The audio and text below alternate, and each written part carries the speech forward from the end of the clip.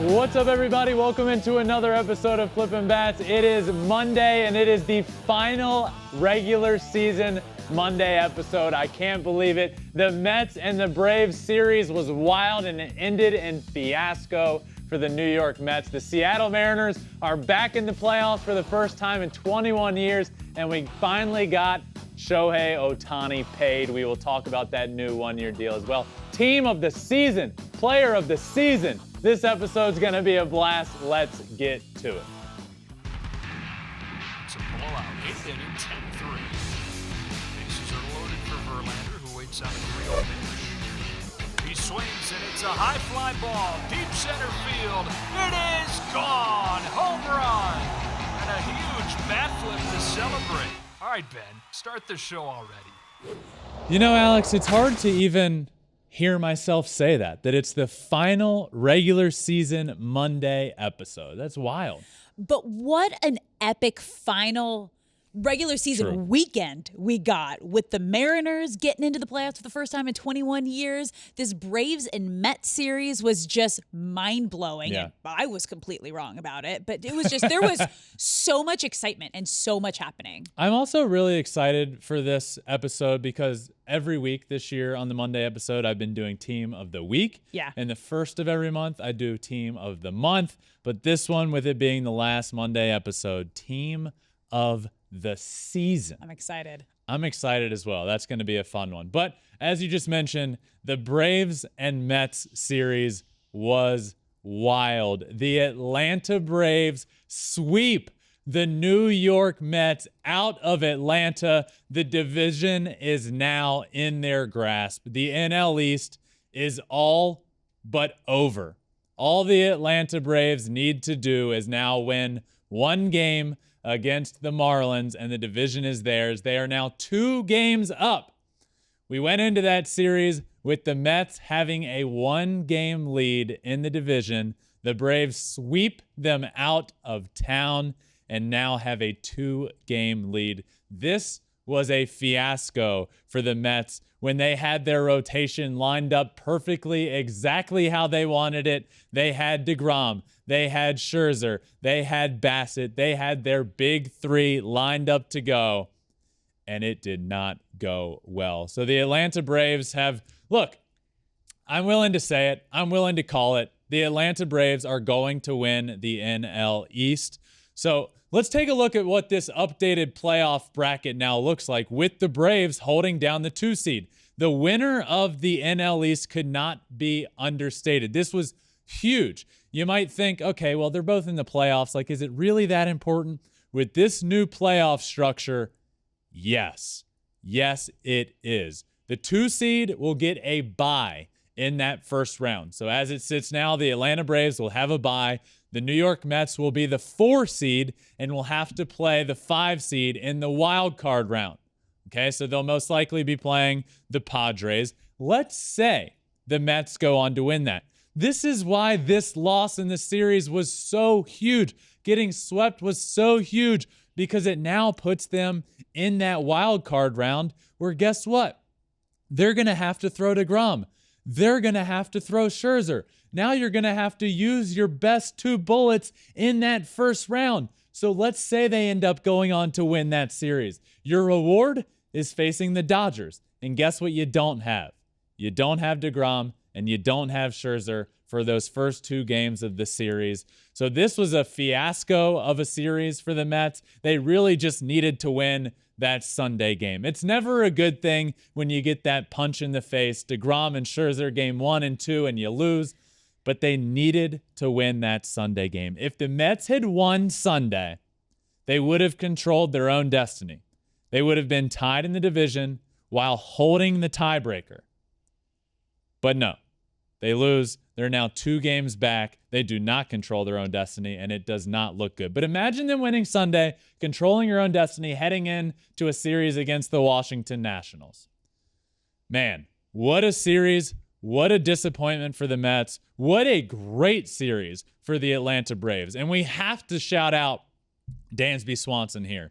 Dansby Swanson homered in Game 1 of the series Friday night against Jacob DeGrom.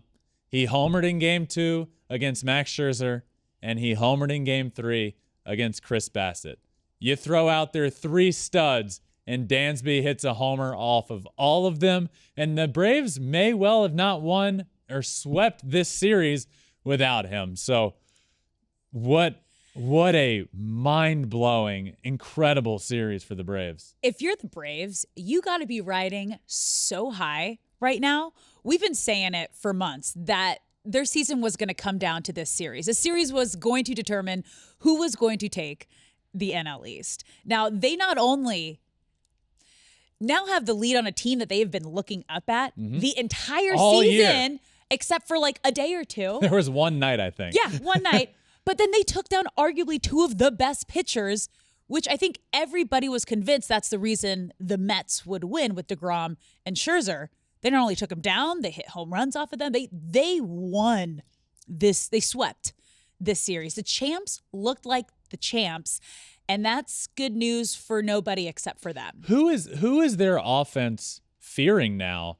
Think of the confidence this gives you. There is nobody that you will face in the playoffs on the National League side that is going to be better than DeGrom and Scherzer. Their offense is riding on a high. Yeah. They fear nobody. They are ready. On the pitching side of things, there can still be some, we have to face this team. We have to face the Dodgers. That's quite the offense. The Braves offense isn't concerned about anybody right now. And confidence in baseball, I talk about it a lot, and I talk about it with a lot of the guests we have. Confidence in baseball is so vital. Oh, yeah. Because it's just baseball is such a mental game. When you're not on a high, you can be on a very low. This Braves offense, because of sweeping the Mets and because of beating those 2 horses that the Mets have, you're right. They're riding on a high, and the Braves just swept them on out of town. Oh, yeah. And you got to feel pretty good. Kenley Jansen had a couple of huge saves as well. Like you got to feel good at the plate late in games. I was wrong. Boy, was I wrong. Was I. My pick to click was that the Mets were going to take the series. They were going to win the NL East. I admit it. But, this is what you want to see. You want to see it in dramatic fashion. And sweeping the team in front of you that you've been looking at and chasing at all season, it doesn't get much better than that. More like a pick to stink. Oh, stop it. But you mentioned Kenley Jansen. I have to acknowledge Raisel Iglesias, who was a midseason pickup. The trade deadline, he moves over to the Braves, and in that 8th inning spot, he has been thriving. What a dominant guy he has been in that 8th inning. In 24 1/3 innings with the Atlanta Braves, he has given up 1 run. Whew. Are you kidding me? Remarkable, absolutely incredible. And this series as a whole for the Atlanta Braves was this won them the NL East. Mind-changing for me. Yeah. Yeah. So congratulations to the Atlanta Braves for sweeping the Mets out of town in what was the biggest series of the season to date. No doubt about that. The Braves sweep. They win the series, and in my opinion, they just won the NL East. All right, from 2 teams that are definitely in the playoffs no matter what, to a team that is finally back in the playoffs. The Seattle Mariners are going to the playoffs for the first time in over 21 years. And they did it in dramatic fashion. Cal Raleigh the other night hits a dramatic walk-off home run to send the Mariners to the playoffs. It was, just as a fan of baseball, a really, really cool moment. The emotion, the passion, the crowd. Dave Sims, who calls the games for the Mariners, doing the play-by-play. He got into it. That guy is incredible. It was just a moment that everybody in Seattle fans have been waiting for a long, long time. The Seattle Mariners playoff drought was old enough to drink legally. And that's how you know it was time for the playoffs to make the playoffs. They needed that to happen. And it did. It is finally happening. I called it at the beginning of this year. One of the things I said in the AL preview show was that the longest playoff drought in the 4 major American sports would come to an end. And it did. And they did it in dramatic fashion. I am so pumped up. So pumped up for these Mariners, and to do it the way they did was really cool. To see the team dance on the field, to see the raw emotion from the players, to see the raw emotion from Scott Servais down on the field. This is what it's all about, in my opinion. The crowd stayed packed for an hour after the game. The players celebrated this with the city, with the fans. What you see a lot of times from teams that are used to getting into the playoffs is they get excited, they go down into the locker room, and they celebrate amongst themselves and do a speech and all the champagne pops.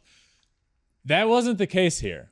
They stayed out on the field. Scott Servais gave a speech to the crowd.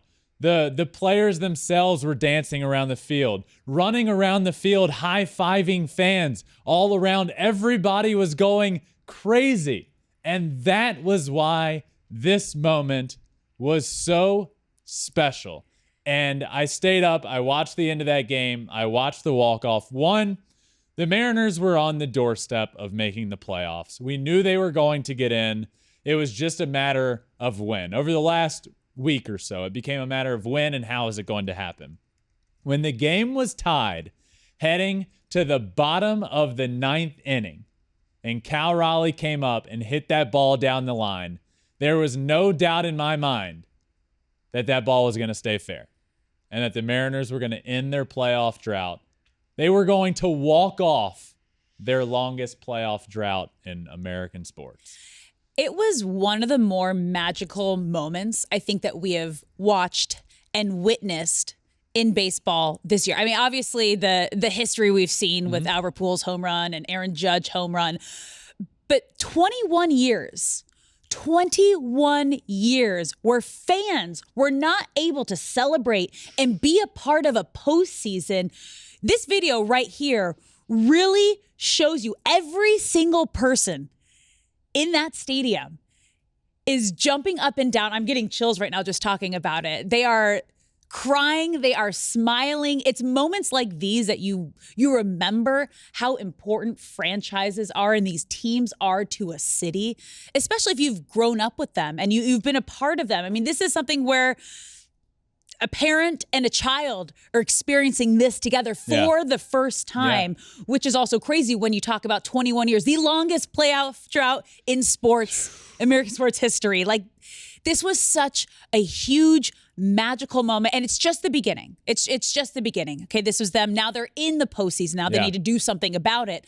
But seeing every perspective, from the players dancing in that big circle on the field to the crowd losing their mind like they just played that and video they just won. We just showed, but every single picture Everyone. you can even see, if you zoom in, it's just jubilation everywhere you look. And it's there incredible. Should be. Yeah. There should be. They deserved every minute of this moment, every second of this moment. And I hope everyone that was there remembers it, and it just becomes, that's something you're going to remember forever. Where were you when the drought ended? Yeah. That will be a talking point forever. And the guy that caught the walk-off home run that ended the drought, they brought him down on the field. Yes. And there he is. He celebrated with the team down on the field, and that was his first ever Major League Baseball game. No. I mean, you have a fan for life. Oh, you know? Like, that's what it's all about. So, wow. As I mentioned earlier, the drought was old enough to drink legally, which is wild, but some other fun facts here.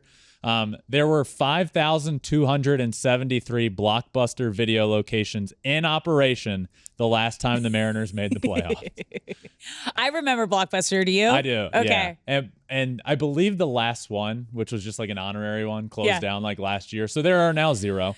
Julio Rodriguez was 8 months old the last time they were in the playoffs. In 2001, Ichiro was a rookie. Now they're led by Julio. It's kind of cool there. And last time the Mariners made the playoffs, Albert Pujols, when the year started, didn't have a single home run. Whoa. It was his rookie year. So 702 home runs later, the Mariners have ended the drought. They did it. So congratulations to the 2022 Seattle Mariners for ending the long-awaited drought. This team is talented. They are good enough to win in the playoffs. They match up well with teams. But for right now, congratulations just for making it, for ending the drought. A really, really cool story this year. And people will remember this one for a long time. some other congratulations are in store, though. Okay. Shohei Ohtani. Oh, yeah. Congratulations to Shohei Ohtani, inking the 1-year, $30 million deal, which going to explain all of this to you real quick because it can get confusing in baseball when you start talking about, like, well, wait a second. Why was it 1 year? Shohei Ohtani's 1-year deal for $30 million is basically just avoiding arbitration. Now, arbitration it comes along in baseball before you're a free agent, when you're just trying to figure out numbers and avoid going to arbitration and battling it out in court and figuring out how much money somebody's going to make. They got that done out of the way early. So Shohei Ohtani will make $30 million next year, an increase of from $5.5 million this year, which is the largest increase in salary year over year in history. $5.5 million, and gets a record increase for arbitration eligible players. The $30 million is the highest salary in history for arbitration eligible players, passing Mookie Betts from a few years ago, coming off of his unbelievable season with the Red Sox. So really cool, really special moment. And this goes almost without saying, this was needed. Shohei Ohtani making $5.5 million in a year is almost criminal for how much he was doing for that team, how much he was doing for that organization. So the previous record jump in salary was from Jacob deGrom, $9.6 million. This is quite the jump up, and he absolutely deserves it. So good for Shohei. Now, a couple important things here. He is still a free agent after the 2023 season. This doesn't have anything to do with that. Basically, what this does is just avoid, normally in the offseason, it comes right before spring training. You hear so-and-so settled with his team and will make this amount of money in his arbitration year.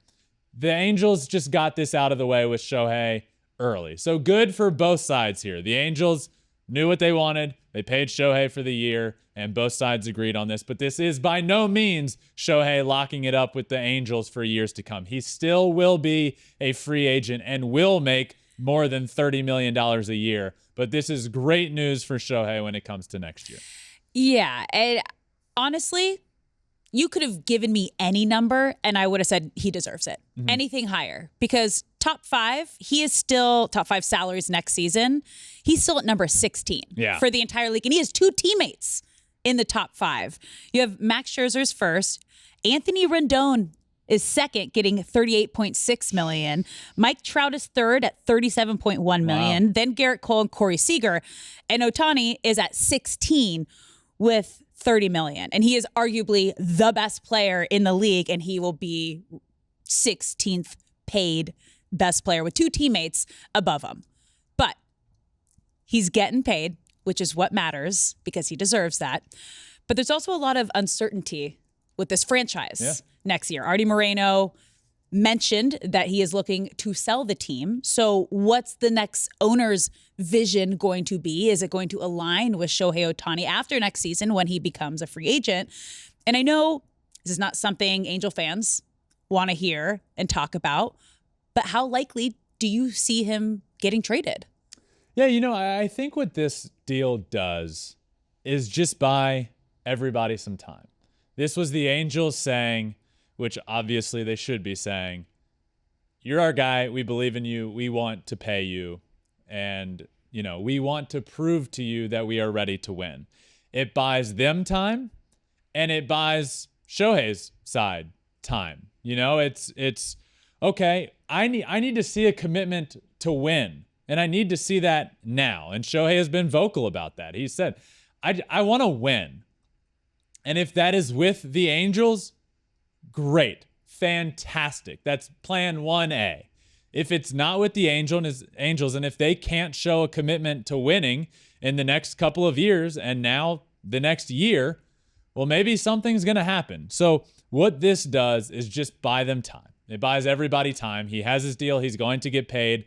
Now the Angels need to go out and show a commitment and a willingness to change, because going out and paying one of the better players in baseball in his young 30s, the most money in the world for 10 years, isn't the recipe. We've seen that. That's not the recipe. So what is the recipe? We don't know. But they have to show it. So as you said, Alex, Artie Moreno has said he's looking to sell the team. Is that going to happen? How does that look? Who is going to be the new owner? Who does the new owner hire? What players do they look to bring in? These are all questions over the next year that have to be figured out, or you are in danger of losing the most talented baseball player in history. That still could happen. Things could happen. This isn't a lockup for the future. In my opinion, this is just, okay, hey, this is kind of an in good graces deal. Like, we're not going to take you to court. We're not going to do the whole court arbitration thing. This is hey, we're willing to get this done very early. We know what we want to pay you. Let's agree on this deal for 1 year and then go from there. And who knows, potentially look to lock him up long term or look to trade or whatever it may be. This just buys time, and the Angels are doing the right thing and in good graces, just paying him ahead of when the deadline is months from now. Yeah, I think the most important thing for Ohtani should be, how do I get to the postseason? Yeah. Because the most disappointing thing for baseball fans right now is that we're not going to get to see one of the best players in the game play late into October and into November. He should be playing right now. We should be seeing the best players in the game, along with Mike Trout, who hasn't really, he's played 3 playoff games and got swept. So the Angels need to figure it out. They need to figure out if they can build around him and help build a winning culture, franchise, everything. They have 2 of the top 5 most highest paid players next season, and they're not in the postseason. That can't happen. I just thought of a question for you. Okay. And it's kind of putting you on the spot because I don't even know the answer here. Okay. But you're an Angels fan and worked there for years. A decade. And know a lot of these guys. So I have a hypothetical question for you. Okay. You as an Angels fan. Yeah. Let's say that the Angels aren't going to make the playoffs for the next decade. Let's just throw that out there. Whoa. Would you rather have Mike Trout and Shohei Ohtani on your team for that time, or would you rather them go elsewhere and you get to see them win? If they're not going to be in the postseason for 10 years, they deserve to win. Yeah. As a baseball fan and a fan of the game, these are 2 of the top players in the league. They deserve to be playing in the postseason. I think it's really bad and really sad if we don't get to see both of them play in the postseason. That's obviously the standpoint I come from. As Yeah. I'm not a diehard Angels fan. I'm a fan of the game of baseball, and I want more than anything might be a stretch. I want and need Mike Trout and Shohei Ohtani in the playoffs. And if it's with the Angels, great. Yeah. If it's not, and they're not going to show a commitment, or maybe it's not even a commitment, because I don't think it's fair to say that they haven't shown a commitment to winning. They just haven't done it right. And actually it's the way they've gone about it, it has been detrimental to the organization in the long run. So they need to show a commitment to winning and a better ability to be able to win in the future. And I'm hopeful that they can be a part of it and go to the playoffs. And if not, as a baseball fan, I want to see them there. And if it's elsewhere, so be it. The baseball world needs to see them on the biggest stage in the playoffs and winning games. And they're 2 of the best to ever do it. And to be 2 of the best to ever do it and to miss out on the playoffs time and time again just doesn't sit right with me. No, I'm 100% with you. Yeah. Yeah. I'll tell you where they will not be. Where? In my power rankings this week. Okay. Unfortunately. But it's okay. because of what we said. They haven't done it the right way. Nope. So they're not here in the top 10. In fact, they're not even close to the top 10. Oof. But it is time for the last time of the 2022 regular season, my updated top 10 Major League Baseball power rankings. Let's start at number 10. Number 10, I have the San Diego Padres. The Padres are back in the power rankings after being out for a couple of weeks. They were in, then out, and then not playing well and looking like they could miss the playoffs. Well, guess what? The Padres are in the playoffs. They are making it. They are there. And in fact, they are playing pretty good baseball right now. Blake Snell, Yu Darvish at the top of that rotation looking really good. Juan Soto's heating up at the plate. So the Padres are good, and they are back in the top 10 and in the playoffs, 87-72. Congratulations for the Padres for making the playoffs. Let's move on to number 9 on my list. At number 9, the Cleveland Guardians. Guardians are 90-69. Now they have dropped down a tick from where they were last week. This is less about how they've played and more about how other teams have played. The Guardians are one of the most surprising, exciting teams of the year. The youngest team in all of baseball to reach that 90-win mark this year, to win the AL Central, to get into the playoffs has just been wildly exceeded expectations of where they were supposed to be this year. And those are always great stories. They're still playing well, but at this point, every team in the top 10 is a playoff team and playing well. So where you put one or the other is a matter of who I believe in more in the playoffs, really. And the Guardians come in at number 9 on that list. Let's move on to number 8. Number 8 on this week's Power Rankings, the Seattle Mariners. The Mariners, 87-71. They've won a couple games in a row heading into the new week. They are in the playoffs. They have ended the longest playoff drought in American sports, which is unbelievable. I just think, look, their playoff drought was old enough to drink. That says all you need to know. It no longer can. They're in the playoffs. It is a heartwarming story for all baseball fans. There aren't many people out there that see the Mariners in the playoffs and think, oh, no, not the Mariners. You watch Cal Raleigh hit that walk-off. You watch the crowd. You watch the players. You watch the emotion. And you just get all wrapped up in it and become a fan and want them to do well. The Mariners are a good team, and they match up well with a lot of teams on the American League side. So they are no slouch, and they are not satisfied with just getting in to the playoffs. Let's move on to number 7. Number 7, the Toronto Blue Jays. The Blue Jays can hit. The Blue Jays are 90-69, and they rake. Now, a lot of their problems come on the pitching side of things, but you look in a shortened playoff series, and if you can throw out there Alek Manoah and Kevin Gausman, well, that is pretty good, and that is what they are able to do. Now, bridging the gap to their dominant closer, Jordan Romano, that can be tricky. But offensively, great. Top end of the rotation, really good. Closer, really good. They have the pieces. It's just going to be a matter of how much can you rely on starters to go out there and get you innings in the playoffs when that's not typically something that happens. Typically what we start seeing in October is that panic button starting to get pushed, relievers coming in the 3rd or 4th inning. The Blue Jays cannot afford to play that game. They need their guys to go 6-7 innings minimum, and I don't know how likely that is throughout the whole stretch run of October. But if their offense is hot, they can outscore most anybody. They come in at number 7.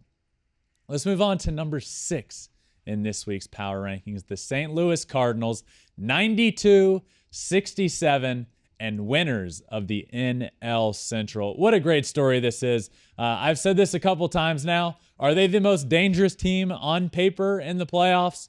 No, but do not get in the way of magic. And there is magic happening in St. Louis these days. We saw it with Albert Pujols in his last home game in Seattle. You have the farewell tour. You have the 2 MVP caliber guys on your team.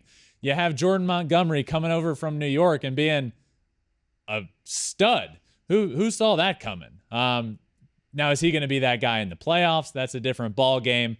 But again, don't mess with magic. And the Cardinals have some of that going on right now, on top of being a really solid baseball team. So they come in at number 6. Moving on to number 5. Number 5 is the New York Yankees, 97-61. What a year for the Yankees. What a roller coaster of a year for the Yankees. One of the greatest teams of all time for a while. Then one of the worst Yankees teams for the last 30 years for a little while. And then they turned it back on and have showed why they are and deserve to be the AL East champions in a division that turned out to be really good, aside from whatever happened to the Red Sox. But you had the Orioles above 500. The Rays are always good. The Blue Jays were good this year. So in a really good division, there was never a question all year long of who was going to win it. The Yankees dominated from the word go, and are a bye in the playoffs, the number 2 seed, and sitting pretty as we speak. So the Yankees come in at number 5. Let's move on to number 4. For the first time in a couple of weeks, we have a little shift in the power rankings. The New York Mets coming in at 98 and 60. They lose the series to the Atlanta Braves. They have been neck and neck for months in the power rankings. I mean, really close. All it took was the Braves winning that series at home against the Mets to finally pass them. The Mets are the real deal. This Mets team is really good.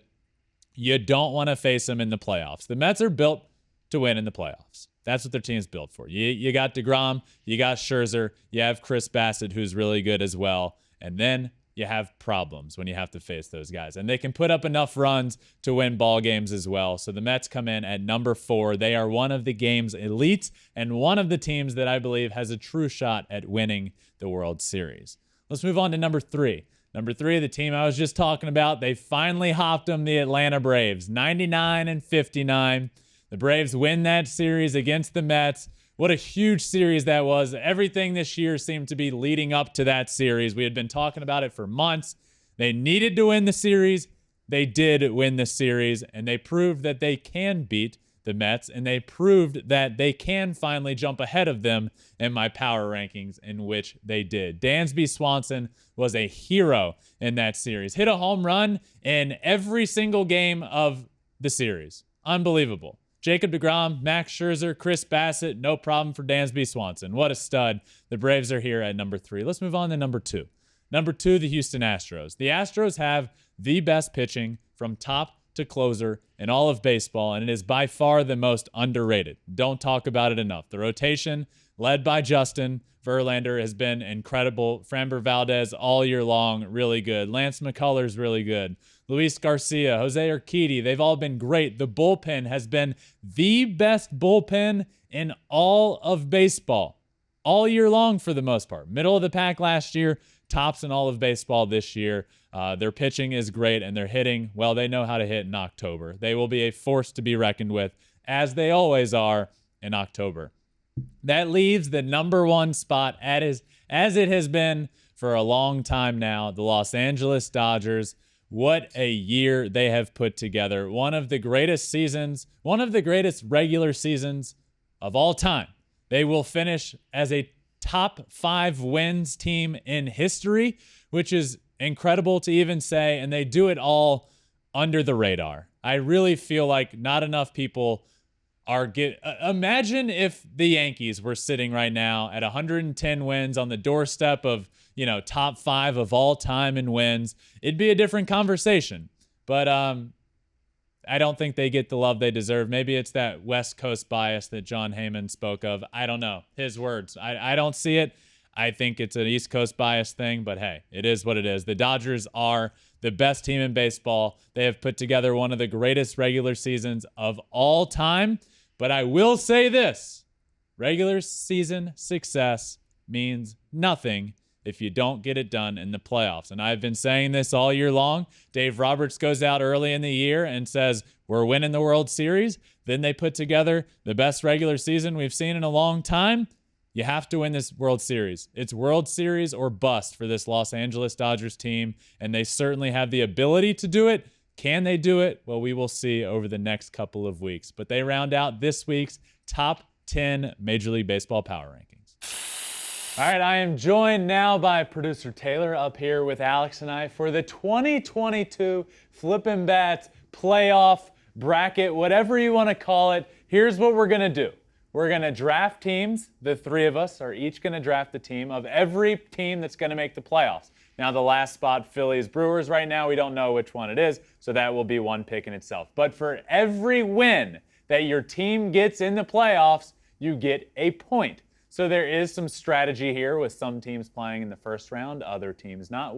I'm sure we'll all get into that. So for draft order, it was very, very precise and scientific. I asked each of them, I asked Alex first, what word I was thinking of. She couldn't get it, so I got the first round pick. Then I asked Taylor what word I was thinking of. He couldn't get it either, so I just said, dude, you're last. The word was cornucopia. Neither of you got it. So I got the first overall pick. So Over here on the board, we have it all lined up. A snake-style draft. I will get the first team. Alex gets the second team. Taylor gets the third and fourth, and so on. Are you guys ready? I mean, take it away. Yeah. This is going to be fun. So again, just to reiterate, you pick whatever team you want. One win equals 1 point for you. So with my first overall pick in the 2022 playoff wins draft, I am going to take the Houston Astros. Now, my reasoning here, the Astros are on the American League side of things. I feel like there is a little less, I feel like they have a better path to the World Series than on the National League side of things. So I went Houston Astros with my first overall pick. All right. Well, with my second overall pick, my first pick, I'm going with my hometown team, the LA Dodgers. Why?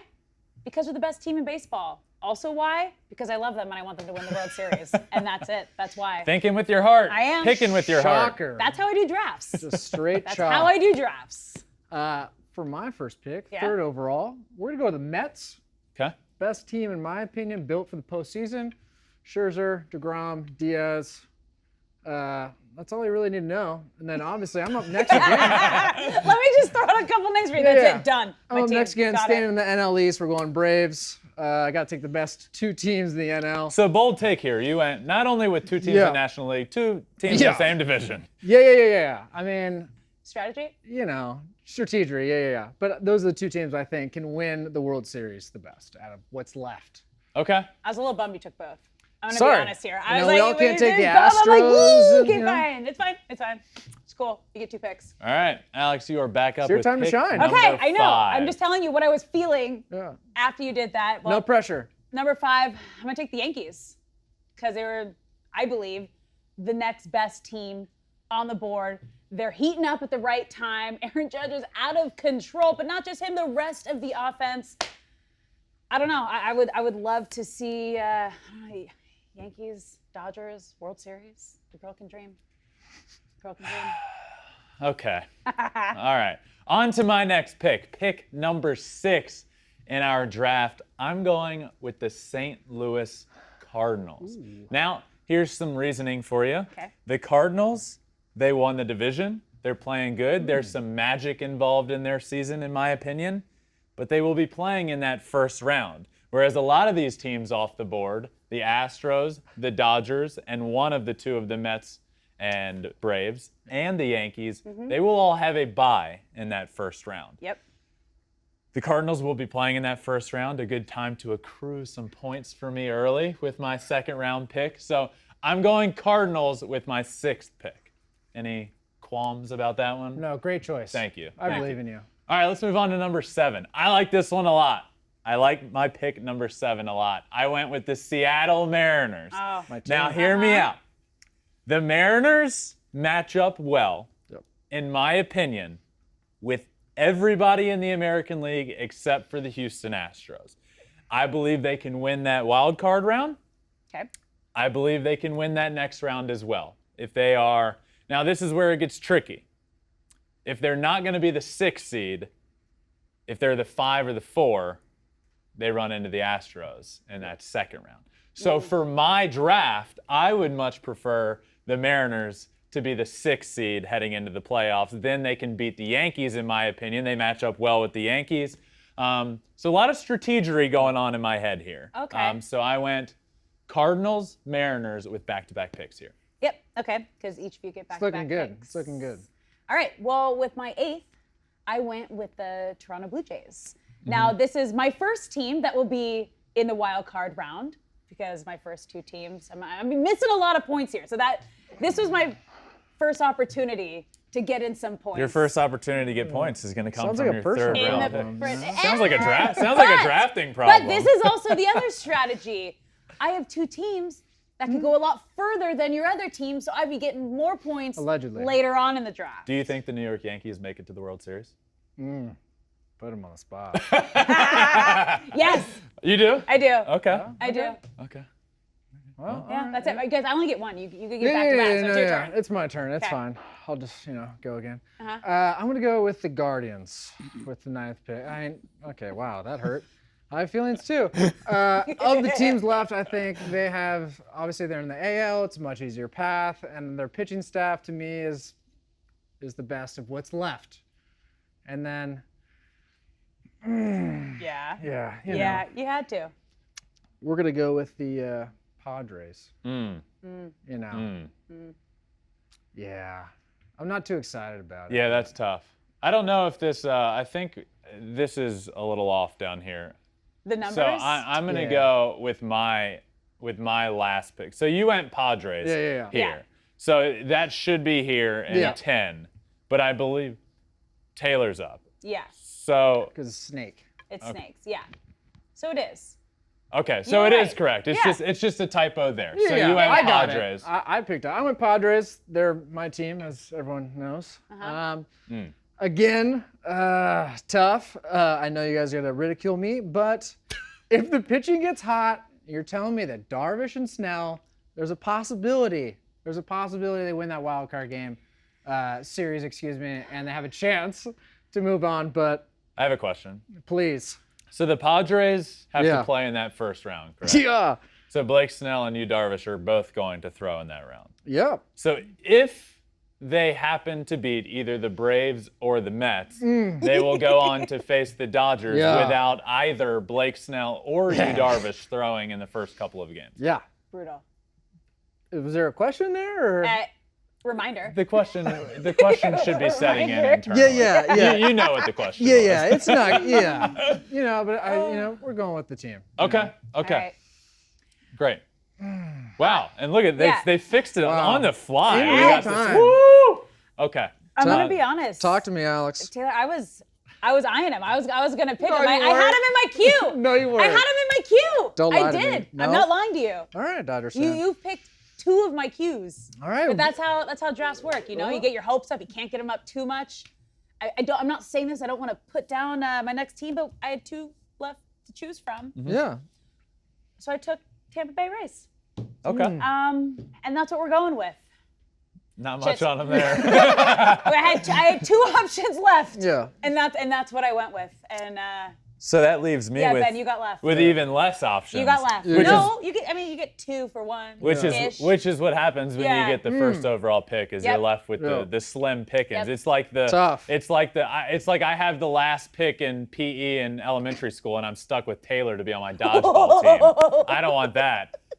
So with my last pick, I went with Taylor, the dodgeball player. The Milwaukee Brewers / Philadelphia Phillies, whoever ends up being that final seed on the National League side of things is my pick.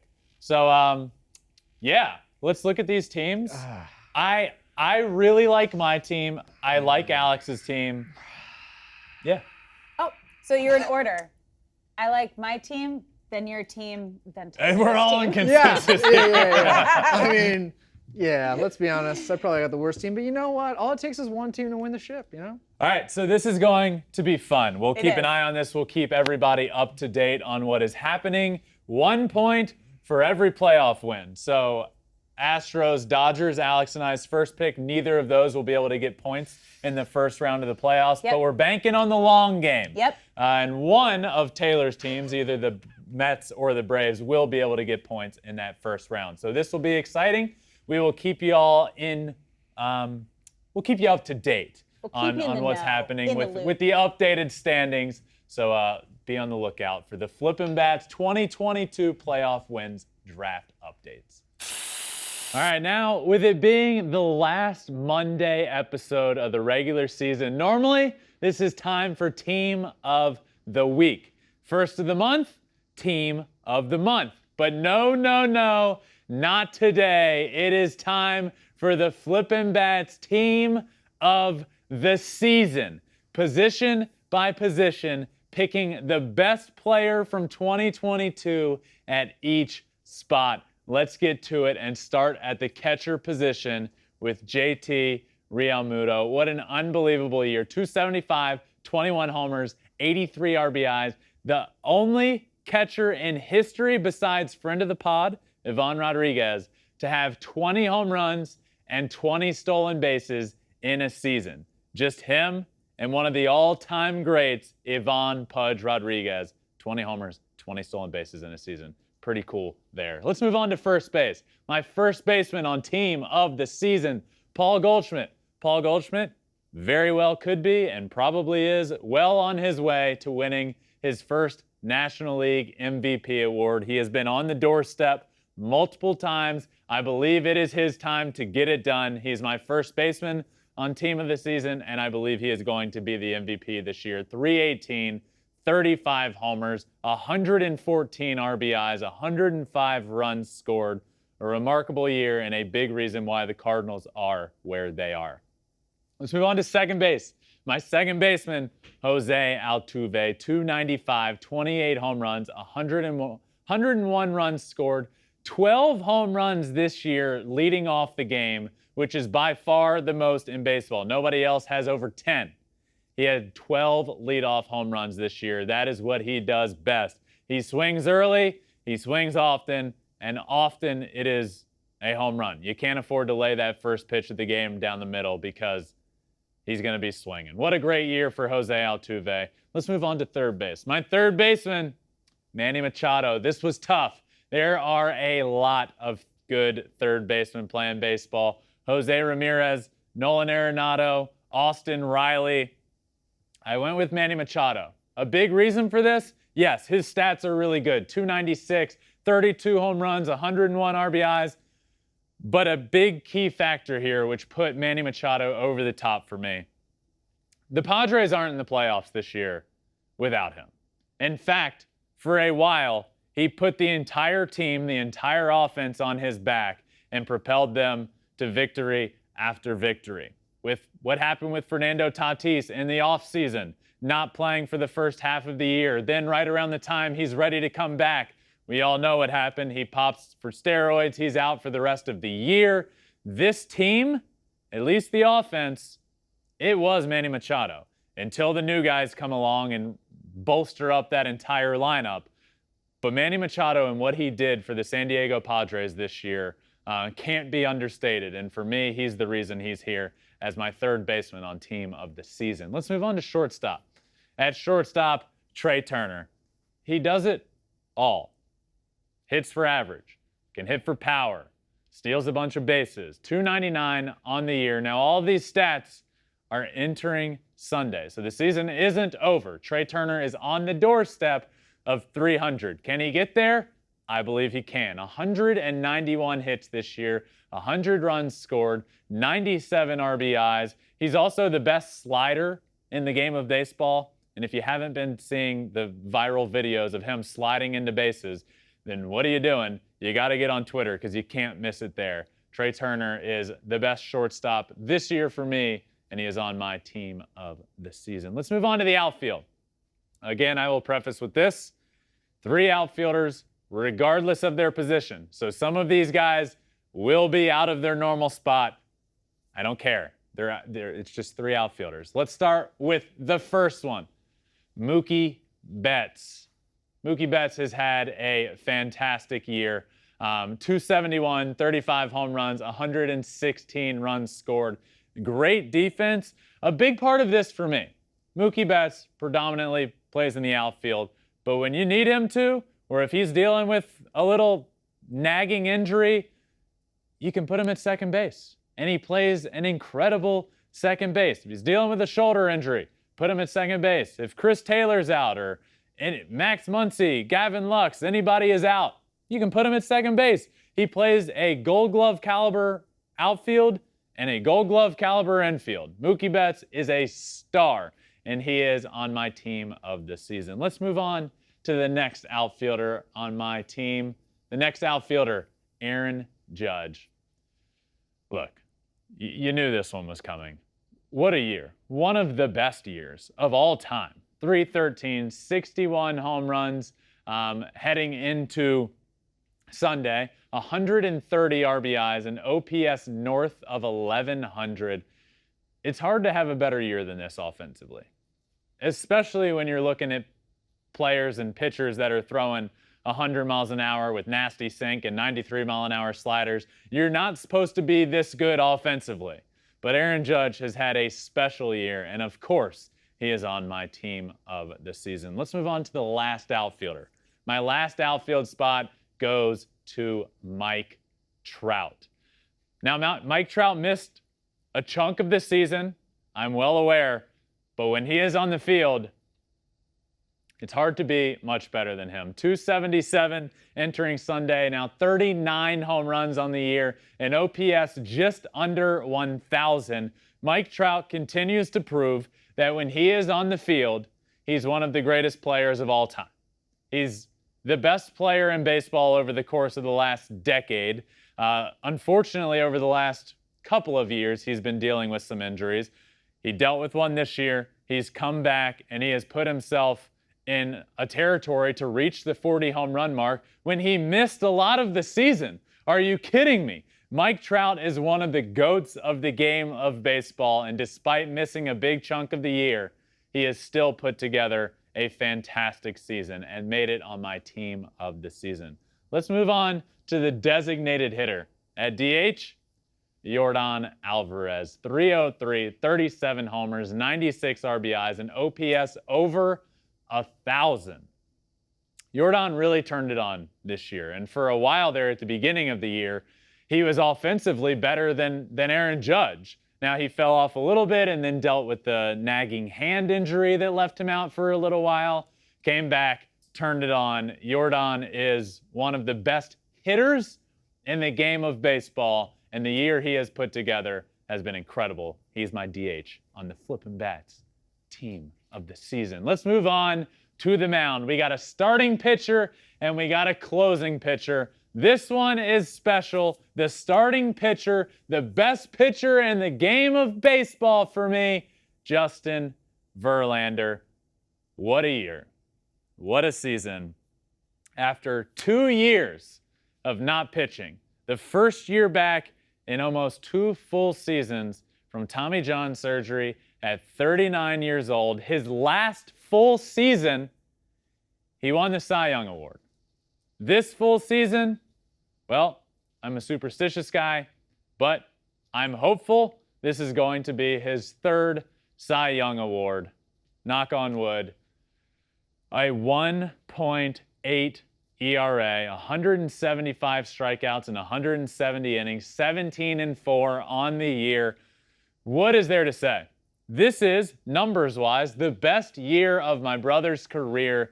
He was an MVP in 2011. He's won 2 Cy Young Awards. He's won an MVP award. And this year, 2022, at 39 years old and coming off of Tommy John, has been the best year of his career. Special.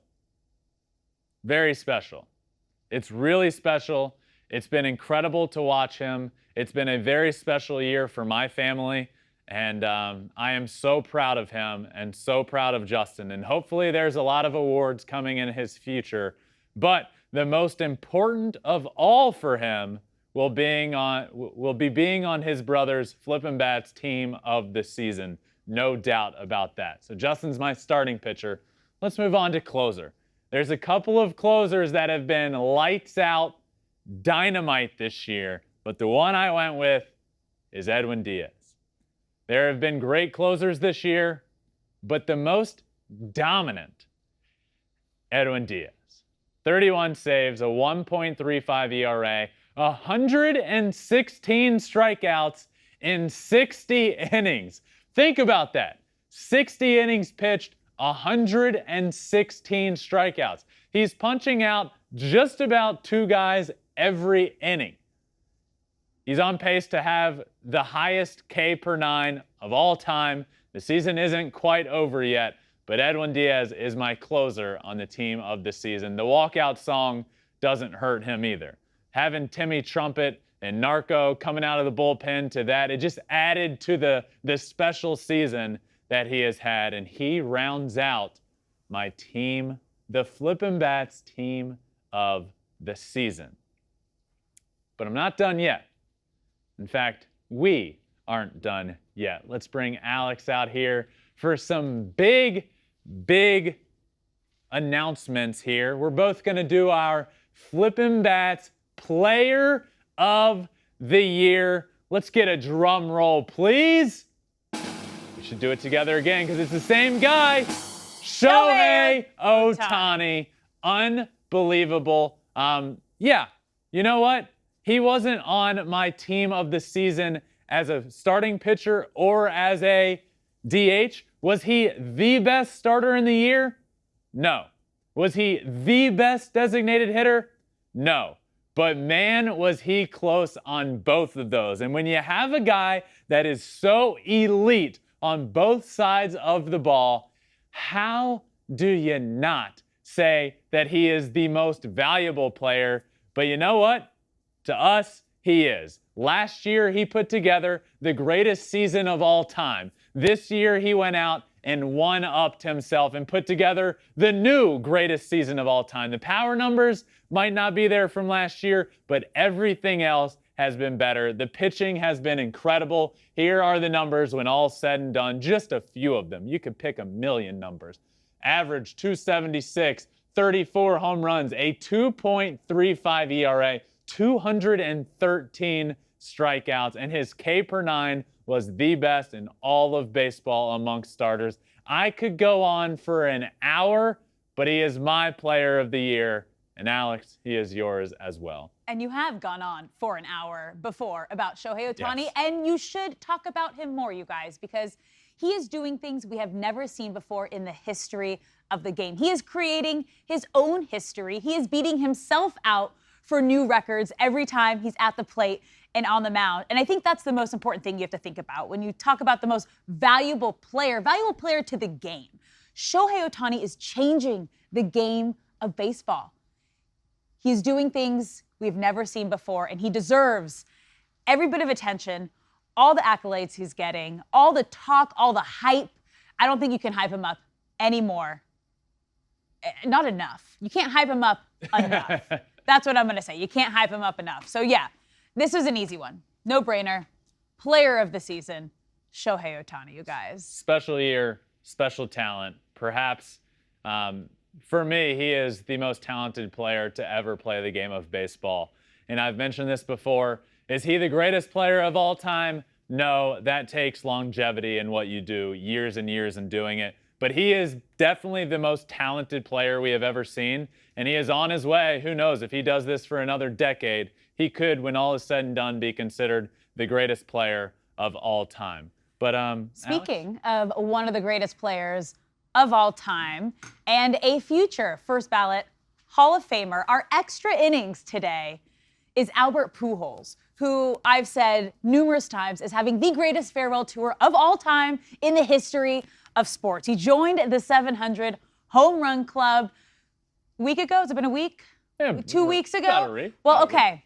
He just played his final home game of the regular season. And what does he do? He hits home run 702 and gets to walk off with a standing ovation. It was, like I said, you could not write it any better for Albert Pujols and this farewell tour. At home, in front of the fans, where he began his career, where he became the machine, and he gets to end it there. this season is destiny almost. Yeah. A legend, and we can often use that word lightly. Albert Pujols is a legend. He is an all-time great, and for his career to come to an end like this, reaching 700, you mentioned it, a home run in his last game at home as a Cardinal. His last at-bat in Busch Stadium was a home run. His first ever at-bat in Busch Stadium in April of 2001 was a home run as well. Started with a home run, it's ending with a home run, and his career is ending with just the most poetic story of all time. So his ending of his career is bringing an end to this episode of Flippin Bats. What a blast. What a great episode. Team of the season, player of the season, the last Monday episode of the regular season. I can't believe it's coming to an end, but what a great episode. Thank you all for listening. Make sure you subscribe. Anywhere you're listening right now, hit that subscribe button, Apple, Spotify, wherever. Also follow along on all social media, Twitter, Instagram, Facebook, TikTok, and you can even watch every single episode on YouTube as well. Flippin Bats Pod for all of them. Thank you all so much for listening. I hope you all enjoyed it, and we will see you tomorrow for another episode of Flippin Bats. Peace.